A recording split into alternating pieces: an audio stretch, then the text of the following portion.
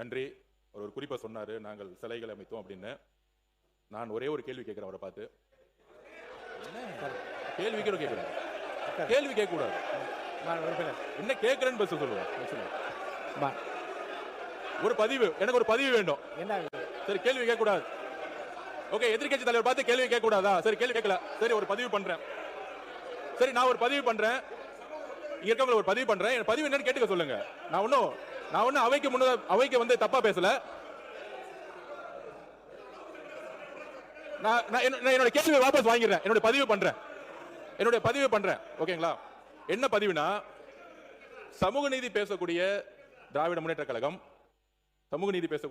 கழகம் அந்த காலத்துல அதிகாரம் கூட கிடையாது.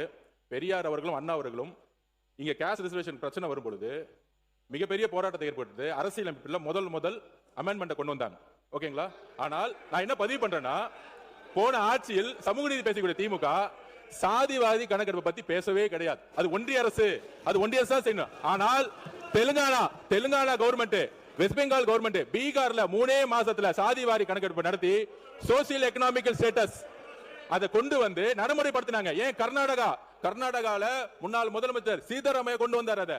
ஆனால் இங்க இருக்கக்கூடிய சமூக நீதி பேசிய திமுக சாதிவாரி கணக்கெடுப்பை தூக்கி எங்கேயோ போட்டுட்டாங்க. எங்களுடைய முதலமைச்சர், எங்க அரசு தான் சமூக நீதி கணக்கெடுப்பை இன்னைக்கு வந்து டிக்ளேர் பண்ணிக்கிறத பதிவு பண்றோம். ஏன் அவங்க நடத்தலன்னு சொல்லுங்க. ஒன்றிய அரசு, சென்ட்ரல் கவர்மெண்ட், பிஜேபின்னு சொல்லி தப்பிக்க கூடாது. ஏனால் மாநில அரசுக்கு உரிமை இருக்கு. சாதிவாரி கணக்கெடுப்பு நடத்துறதுக்கு மாநில அரசுக்கு உரிமை இருக்கு.